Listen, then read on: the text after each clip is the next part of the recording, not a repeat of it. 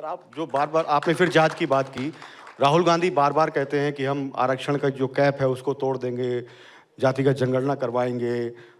आपकी पार्टी के भीतर भी कई ऐसे नेता हैं, सवर्ण नेता हैं, उनको लगता है कि कहीं ऐसा तो नहीं होगा कि कांग्रेस पार्टी का सवर्ण वोट दूर छिटक जाएगा उससे। उसके लिए कोई रोड मैप है आपके पास, या छोड़ दिया आपने कि आपको बस ओबीसी की राजनीति करनी है, मंडल और कमंडल की जो राजनीति थी उसी तर्ज पर आ गए आप? और उस पर बीजेपी का ये आरोप भी है कि मंडल कमीशन पर तो 10 साल तक आप ही लोग बैठे रहे और अभी आपको जातीय जनगणना की चिंता है। पहली बात तो ये तीखे सवाल कांग्रेस से जरूर पूछे जाने चाहिए। आप दोनों को इन तीखे सवालों के लिए साधुवाद। तो पहले मैं सुमेरा जी के प्रश्न का उत्तर दूंगा, फिर आप पर आऊंगा। बीजेपी से भी सर पूछे गए सवाल। आपने जो एक मुख्यमंत्री की बात की, पूछे जाने चाहिए। नहीं, आपने एक जो मुख्यमंत्री की बात की वो अभी आने वाले हैं थोड़ी देर में। तो कांग्रेस से जो बीजेपी में गए जी, असम के मुख्यमंत्री, वो आने वाले हैं। कोई सवाल होगा आप बता दीजिएगा, वो भी पूछा जाएगा। मैं तो ये कह रहा हूं कि मैं आपको धन्यवाद देता हूं दोनों को, क्योंकि बीजेपी से जो पूछेंगे वो आपका विवेक है, हमसे जरूर पूछने चाहिए, क्योंकि हम जनता को जवाब दें। पहली बात, इस देश में गरीबों के 5000 साल के विरोध, अन्याय के विरोध में आरक्षण का व्यवस्था आर्टिकल 15 और 16 में कांग्रेस ने की, संविधान में, जिसके प्रमुख बाबा साहब अंबेडकर थे। 1993 में 27% आरक्षण मंडल कमीशन का कांग्रेस की सरकार ने दिया। 2006 में 22 जनवरी 2006 को पिछड़ों को शिक्षा में आरक्षण कांग्रेस पार्टी ने दिया। बीजेपी ने क्यों नहीं दिया जब उनकी सरकार थी? दूसरी बात, जब राहुल गांधी जातिगत जनगणना की बात करते हैं तो ये ब्राह्मण के खिलाफ नहीं है, राजपूत के खिलाफ नहीं है, स्वर्ण के खिलाफ नहीं। मैं बस पूरी करता हूं मेरी बात। स्वर्णों के खिलाफ नहीं है। हमारे जो स्वर्ण भाई बहन हैं वो हमें प्रिय हैं। केवल जो हजारों साल का भेदभाव हुआ, राहुल गांधी ये कहते हैं कि गिनती करवाओ, और गिनती करवाकर जो आदिवासियों का, पिछड़ों का, दलितों का जो अधिकार है, सरकार के संसाधनों में जो उनकी हिस्सेदारी है, वो सुनिश्चित करो। ये सामाजिक न्याय की एक और अगला कदम है। आखिरी सवाल, आपके गृह राज्य हरियाणा से कांग्रेस पार्टी के लिए कहा जा रहा था वो जीत रही है, आप लोग दावे कर रहे थे, वहां हार गए। अभी तक विधायक दल का नेता नहीं चुना जा पा रहा है। कितनी गुटबाजी है आप में, भूपिंदर सिंह हुड्डा में, कुमारी शैलजा में, कि राज्य भी हार गए, सीएलपी भी नहीं चुन पा रहे हैं? हालात क्या है, ये मेरा आखिरी सवाल आपसे।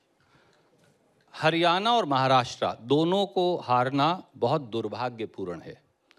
कांग्रेस पार्टी को खुले मन से हर व्यक्ति समेत मेरे हर व्यक्ति की भूमिका का पुनर्आंकलन करने की जरूरत है, और अगर उस भूमिका के आंकलन में ये भी लगे कि अब रणदीप का कहीं कसूर है या उसे अलग करके किसी बिल्कुल नए व्यक्ति को मौका दिया जाना चाहिए, तो कोई गुरेज पार्टी को उसमें करना नहीं चाहिए।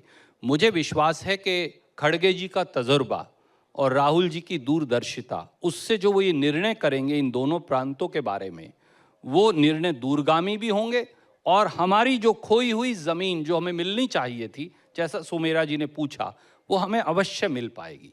सर, मेरा आपसे आखिरी प्रश्न ये कि आपने विचारधारा की बात की कि कांग्रेस पार्टी की विचारधारा है जो उसको यहाँ तक लेकर आई है और वो उसको जोड़ती है, लेकिन कांग्रेस पार्टी की विचारधारा, आपने कहा गंगा जमनी तहजीब है, तमाम मुद्दे उठे, संबल का मुद्दा है, जुमे की नमाज का मुद्दा है, होली का मुद्दा है, सिवैयाँ तब खाएंगे जब गुजिया खाएंगे, गुजिया नहीं खाएंगे तो सिवैयाँ नहीं खाएंगे। इस मुद्दे पर कांग्रेस क्यों नहीं बोलती हुई दिखाई देती? जयंत चौधरी बीजेपी का हिस्सा, एनडीए का हिस्सा होकर बोल रहे हैं साफ तौर पर।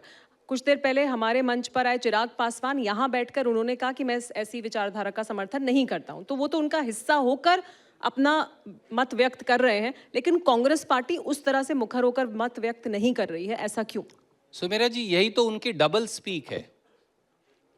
मुंह से बोल दो और काम वही करवाओ जो भाजपा कहती है। फिर इस्तीफा क्यों नहीं देते दोनों? क्यों बने बैठे हैं? क्यों रसगुल्ले खा रहे हैं सत्ता के? दोनों को इस्तीफा देना चाहिए अगर वो भाजपा से सहमत नहीं है। सत्ता के रसगुल्ले भी खाएंगे, परंतु एक लाइन बोलकर सोचेंगे कि जो अगर कहीं अल्पसंख्यक वर्गों के साथ जाति हो रही है तो वो पूरी हो जाएगी। कांग्रेस ने कभी, जैसे मैंने गंगा जमनी तहजीब की बात की, अगर सिख पर अत्याचार होगा, ईसाई पर होगा, हिंदू पर होगा, मुसलमान पर होगा, बौद्ध पर होगा, जैन पर होगा, कांग्रेस की आवाज़ ज़रूर उठेगी, चाहे हमें उसके लिए कोई भी कीमत अदा करनी पड़े।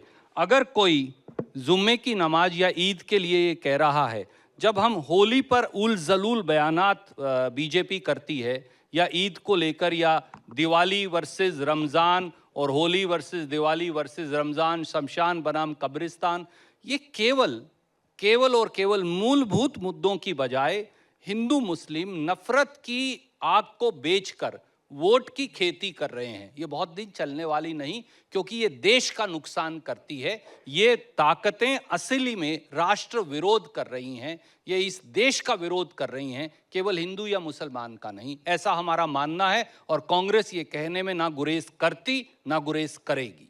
बहुत शुक्रिया रणदीप सुरजेवाला जी, TV9 भारतवर्ष के साथ जुड़ने के लिए और हमारे सत्ता सम्मेलन का हिस्सा बनने के लिए। बहुत धन्यवाद। शुक्रिया। एक बार तालियां हो जाए रणदीप सुरजेवाला जी के लिए।